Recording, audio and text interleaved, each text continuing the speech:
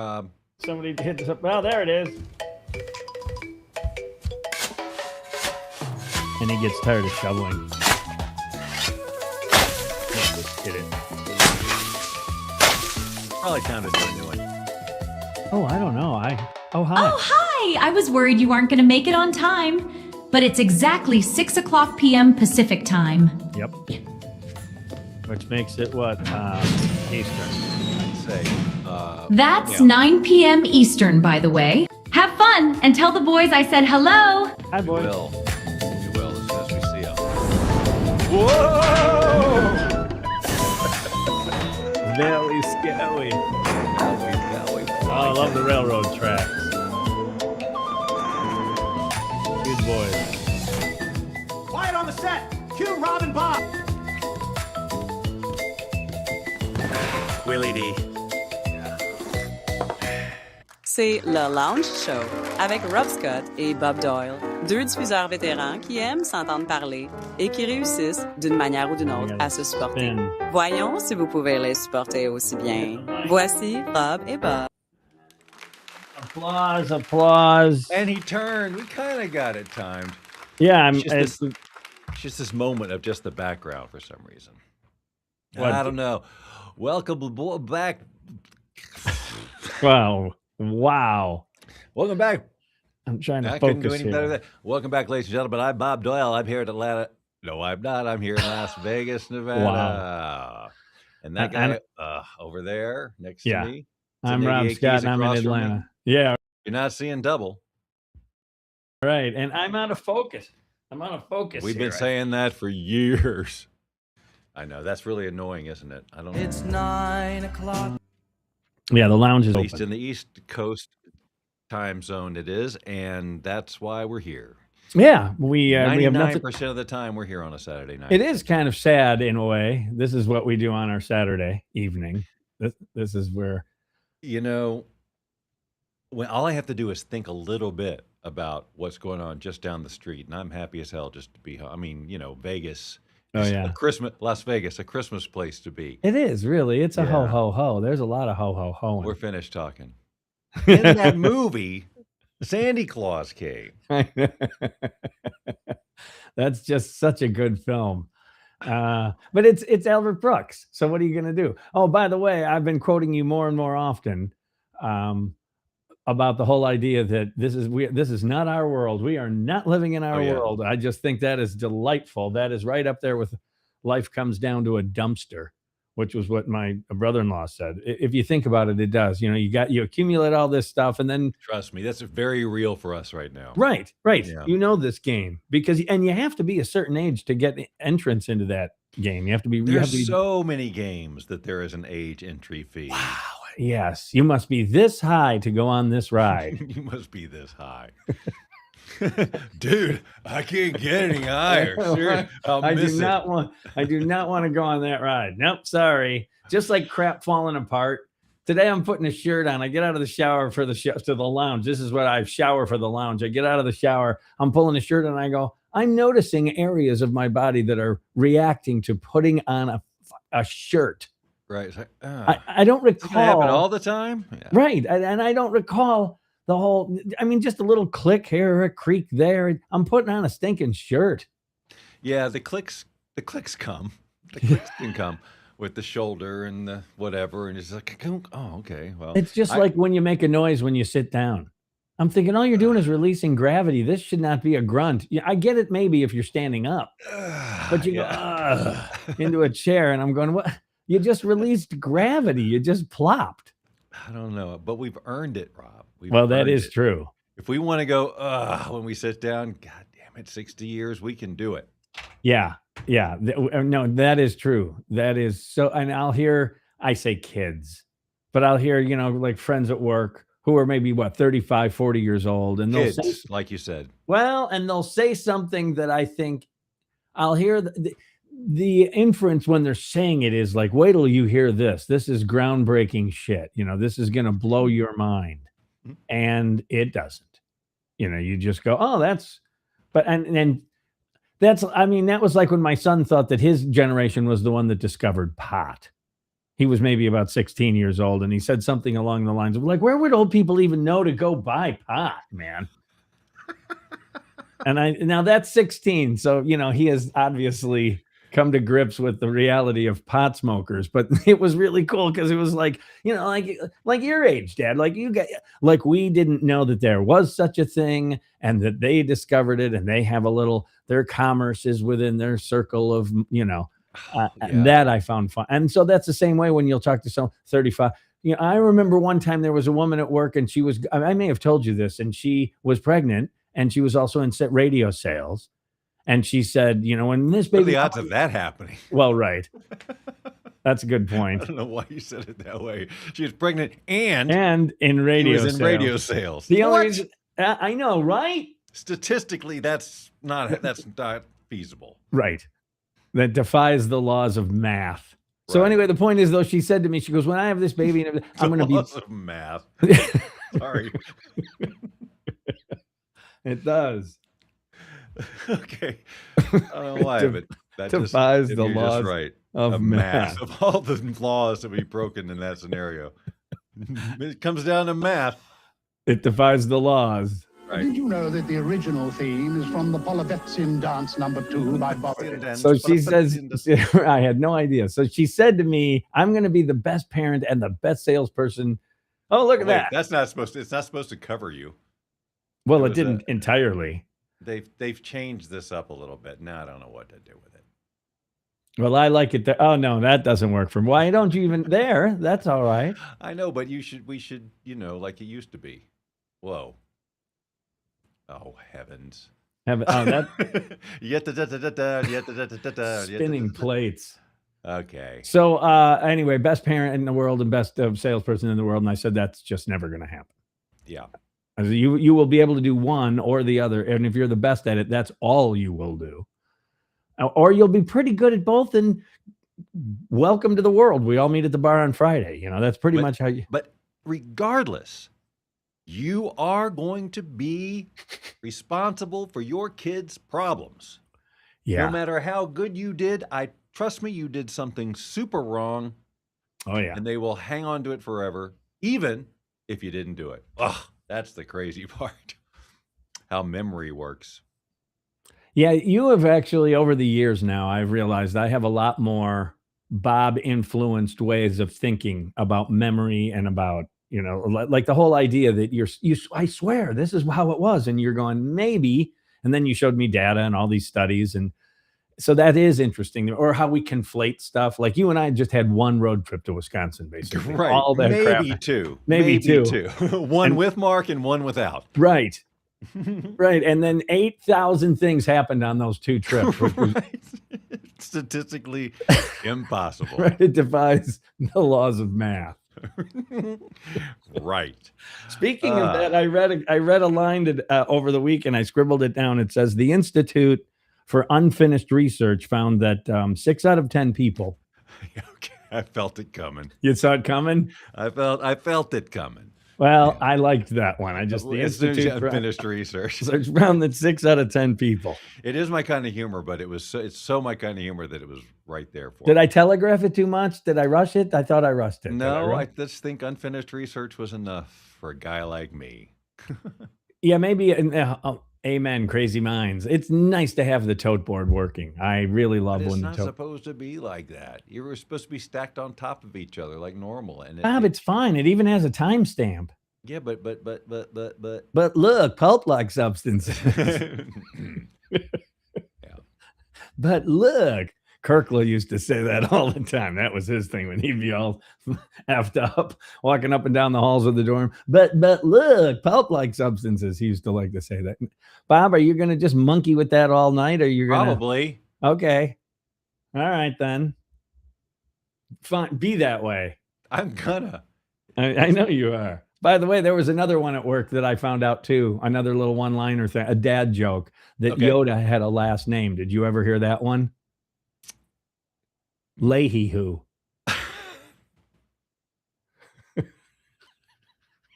I might have heard that in my And life. man, it grew on me like moss. It just, as the days going on, I go, that's really funny to me. I don't know why that's so funny. Yoda Leahy, I just think that is hysterically funny to me. Then you tell some people and you go, his last name was Leahy, and then they Droids. go, right, droid. No, and they'll sing it back to you. Like, I know.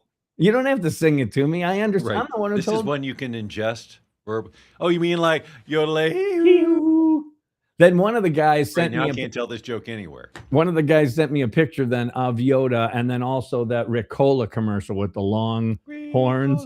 Right. So it was Yoda kind of Leahy who was the other picture. So that was that was the goings on at work. Well, they're not taking life too seriously up there these days. No, and that's all I had too. That and the Daddy Maxwell's picture, and that's it. I'm hoping you'll carry the show today. I got no. I really. It's Saturday again already. It's one of those weeks. The one standout, and that I can remember this week that I will not soon forget is my dentist visit. Oh, did you go? Yeah. Did it cost a lot of money? It will. I'm only laughing at that because that's another thing we get to do at this age. All the ists, the cardiologist, urologist, dermatologist. Now you have to dentist, and then you go to these. It's been a really rough few years for me dentally, and this was the worst. Oh, really? Like. Did it hurt lots and shit? No. Again, I went in to say, hey, let's take a look at some stuff because I got this and this. And it was so much worse than I had bargained for. Oh, okay. I just went in to say, how's the missus, how the kids doing, just kind of a little. I just like visiting my local dentist. Yeah, just have a beer and move along. And no, they found stuff. Yeah, like 13 stuffs. Oh, gosh. And last year at that time, none. Well, see, I hope you were So I'm dealing with rapid decay is what I'm dealing with. Okay. And so I have to do all kinds of things. Prescription toothpaste. Oh. And they think it's because my mouth is too dry. Wonder what causes that. The prescription I'm taking. I'm sure it's pharmaceutical. In combination with other. No, truly though, there is an element of that. But in any case, it was right there, man. I had the swing. Of course. That's a beach ball, I right? thought twice about bringing this up anyway, but no. So go on. So it's a little. So I've been due for a deep cleaning for quite a while, and I've been avoiding it because it's miserable. But now I have. So all of October, is basically dental health month. I have to do quadrants. So the deep cleaning, right? They do the lower left, the upper left, all different trips. And so first I'm going to go in there and get the cleaning, and then while I'm still, because I'm sedated for all of these things, because that's how I roll. Well, take the drugs, man. They're right there, and they're good. They're the best. That's the best chemistry ever, man. I remember and I'm interrupting, but before I forget, I would go there and the nitrous, and they'll put that thing over both your nose and your mouth, but the nitrous comes through the nose and oxygen comes through. It's like a blend. Oh, you blend. Yes. And so then I would just snort. I wouldn't take anything from just cranking like a vacuum cleaner, just as much as I could. And then he'd come in and go, how are we feeling? And then I would look up and I go, is that even on? Is it on? Or is that just air? Has this started? Yeah. Is it just air? Talked about this. And so he would turn it up, But then the next time he'd come in, your pupils go, Did you turn it on? It only works on the first pass. Yeah. So nitrous is great, but they have to give me they're giving me a different one this time. But last time, does it put you out completely? Basically, it is a amnesia sort of a thing and a sedative. So I'm barely there, and I don't remember hardly any of it. Which is the way to do it. Sure. So, but anyway, so they're gonna do the cleaning and then move me into the fillings of all the quadrants. So at the end of October, I'll be all clear. But I have to totally change how I do my teeth from now on. Otherwise, it's just going to keep happening. So it's just that's my age thing. Well, I did the same thing about 4 years ago. I finally said, like you look yourself in the mirror or whatever, just go, you've got to go to you pay for dental insurance. I mean, the whole thing, just go. Start making it. And now I go twice a year for the cleanings and I have to go every 3 to 4 months for the rest of my oh, wow. Yeah. Okay, so that's going to be that's going to be one of your things. Luckily, now, of course, we're not going to be here, probably next year. I don't know, but I really like this dentist. He's a really good guy. I really like him. He watches my channel. I mean, it's like, it's rare to find a dentist that you like. He's a fan? And, well, he didn't say that. He just knows I'm. But it's just really nice to be able to joke around with somebody like that and blah, blah, blah. And you feel like you trust him. So, but that's, whenever and wherever we move, I got to start that whole process over again. But I'll get all this done by the end of October. And then we'll just see. But otherwise, one day it'll have to just be like all implants or something. Yeah. Which is very, very, very pricey. That and the veneers are also extremely expensive. Yeah, I had a buddy at work. He just had his done. $50,000. 50. Did he get a complete? What did he get for that? He gets it. It's like everybody's brand new. It's like they rebuild his whole mouth. Right. So they put in all new implant teeth? Yeah, I think so. Bridge up top, bridge on the bottom, and the veneer stuff, it doesn't stain. I mean, you can take a jackhammer to it kind of thing. And it's just and in fact, when he first gets it, it almost looks fake. But then I look at it after a couple of months and you're used to it and you go, wow, it's a really nice smile. Like he does camera that's work. What I would see. That's my problem is that every one of those things I've seen looks like you went to Party City and got human male teeth, right? And I'm like, I can't go on camera looking like that. Man, I almost can't go anywhere looking like that. Went to Party City. Went to Hobby Lobby to get his teeth. Little vampire teeth. That's what it looks like. Oh, and I watch these. I see these ads on like Facebook or whatever for this place that does these locally, and it's always like the reveal.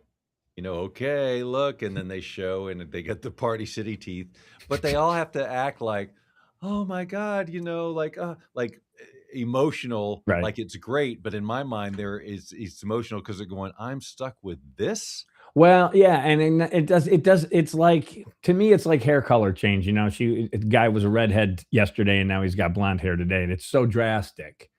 But I will say that now, like, I don't think his don't look bad at all. On the contrary, they look really good. It's just, they're very, you know what it reminds me of when I watch a Western and they've got perfect teeth. And I go, no, that doesn't track. No, that doesn't work at all, man. There was no dentistry, hardly anything. And they would have been dirty and yucky and yellow. And a lot of them would have been just gone.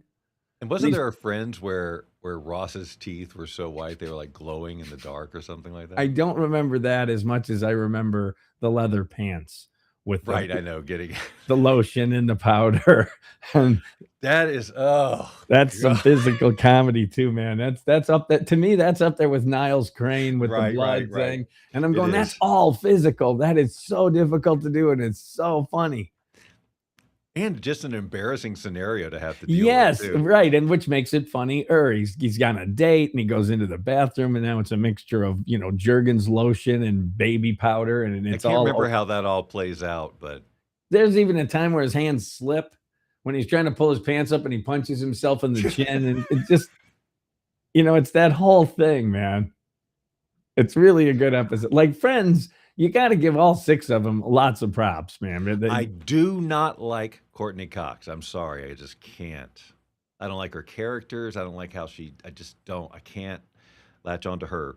But Jennifer Aniston is very good. Yeah. And I really like Ross too. I think Schwimmer is really good as Ross. And I used to be, Chandler was like one of my faves, but now I watch him and he's just so overacted. He's so over like that. And Joey is so much of a caricature. Yeah, it's not as good. But there's nuance to some of those other performers that I really like. I mean, but I still wouldn't put anything. I wouldn't put it above Frasier as far as it'll last longer and make me laugh longer. Frasier just still, like, I watch the material and I go, it's still funny. Where a lot of the things in like Cheers, for example, is real dated. Oh yeah, and Friends has there's some problematic. It's just it's not going to hold like Frasier, and the Frasier writing just- isn't. Yeah, Yes, it's and it's totally good. different Friends is league. good. Yes, Seinfeld's better. So, I can watch Seinfeld like for the rest of my life. If you pick up an episode on TBS or whatever, and you go, I'll watch that. it's funny you should say all of it because these are all the shows that when we sit down, we're like Simpsons, SpongeBob every now and then we're working in a little bit of Office. This is like for the half hour that we're sitting there eating, and then Friends has been in there, and I'm watching Friends, and it's like some of them are just like uncomfortable to watch for me. It's just like this isn't. But then we started doing Seinfeld. I was like, you guys like Seinfeld? Yeah. So and then Seinfeld's like just feel good. We watched Soup Nazi the other day, Yeah. So it's just good stuff. The first time I watched the Merv Griffin, and I know I've said this to you, Yeah, and I brought that one up the other day, and no one here is going to get no one. The Merv Griffin set was so funny to me, I couldn't get like it hurt my stomach. The concept is funny. In fact, I was talking to someone the other day about Ghostbusters, and I said when that first came out, it really rocked my head. That concept to me, it's not make believe. There are ghosts, and then these guys hunt them, and they've got the machinery, and the nerd makes the the laser beam and the whole thing, right? And they're chasing ghosts around town, and they're kind of a bunch of losers and grifters and con men, and I don't know, that really blew my mind, like how neat that was, and that's writing. Yeah. I don't know why I got on this tangent. I kind of Animal Housed myself there. No, because we were talking about. Well, we were on Friends and writing and Frasier. And Latbat chimed in. It was Frasier's the best, and it is. No, the Merv Griffin episode. There we go. That's how I got all twisted up in my head because I just brought that up 2 days ago, and of course Amber doesn't know who Merv Griffin is, especially when he says, like Mannix, for example, and when he didn't say Mike Connors. He said, man, he goes, the hygiene, your stars of the 70s, they were not that hygienic. Take Mannix, for example. That he called him Mannix is funny to me in that concept. And that's a show I never watched. It was a little, whatever, but I was very aware of it. Well, you knew who it was, right? Yes. It's like canon. I got to enjoy the joke.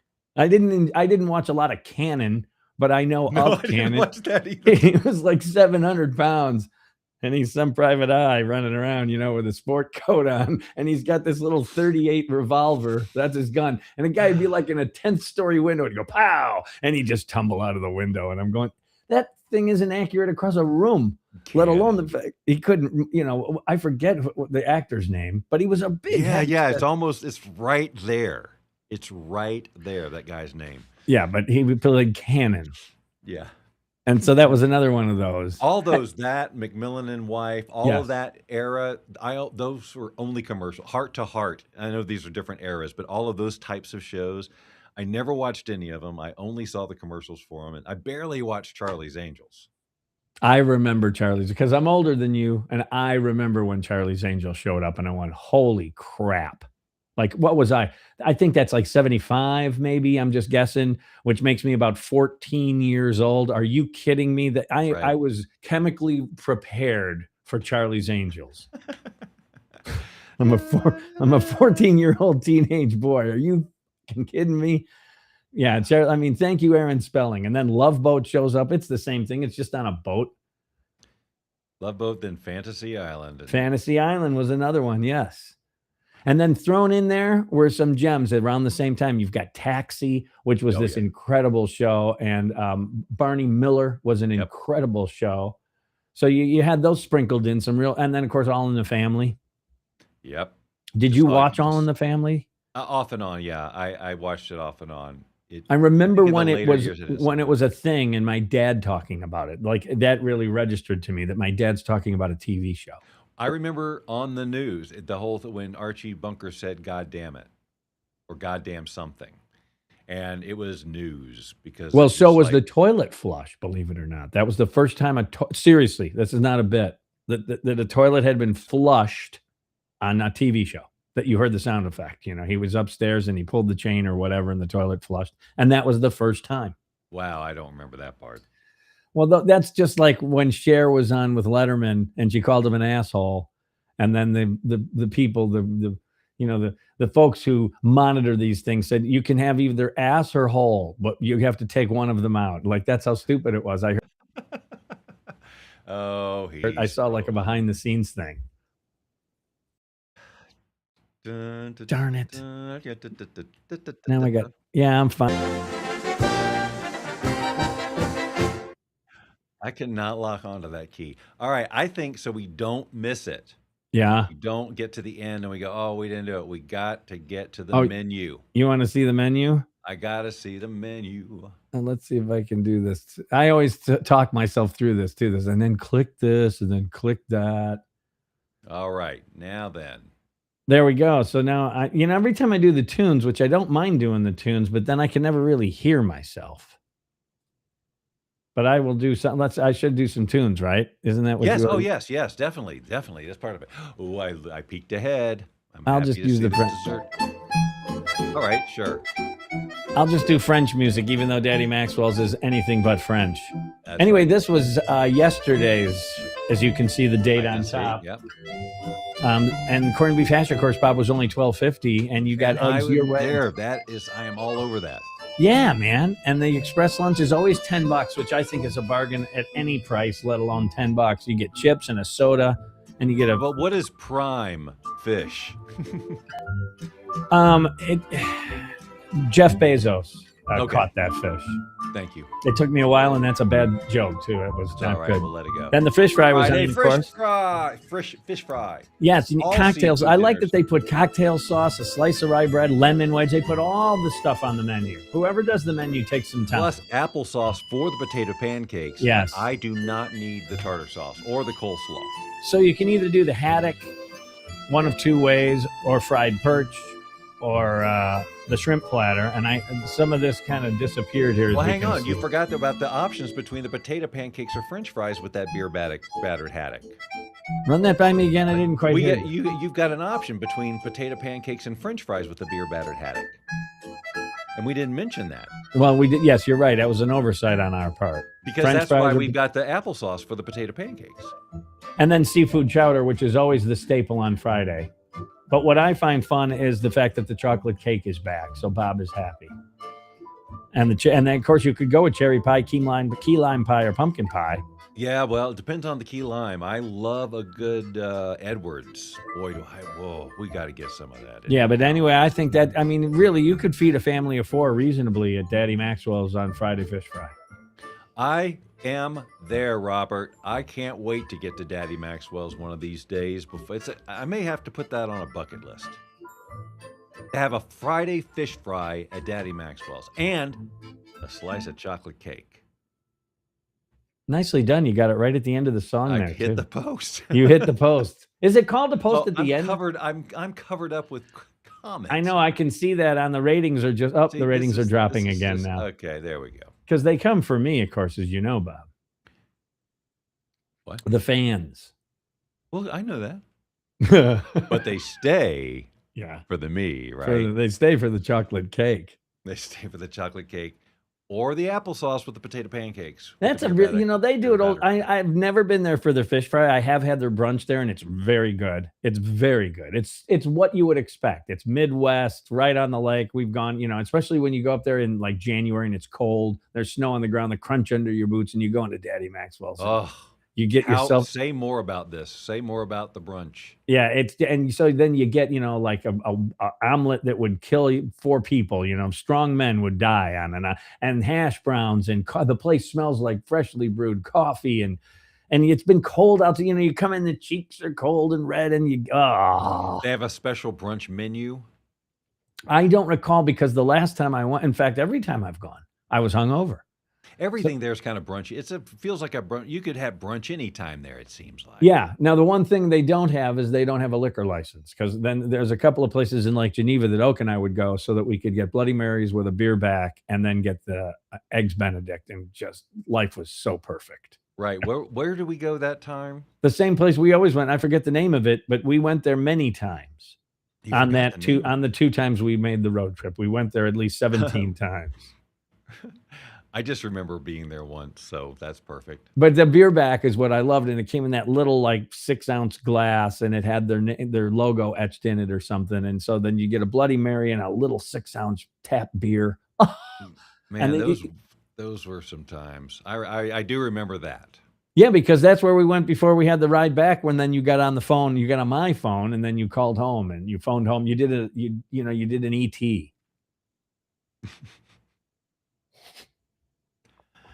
And the three of us, I know we tell this story all the time, but still the three of us in the front of the boat just going, okay, whatever, man. I mean, what do we know? You know, maybe he's got a secret.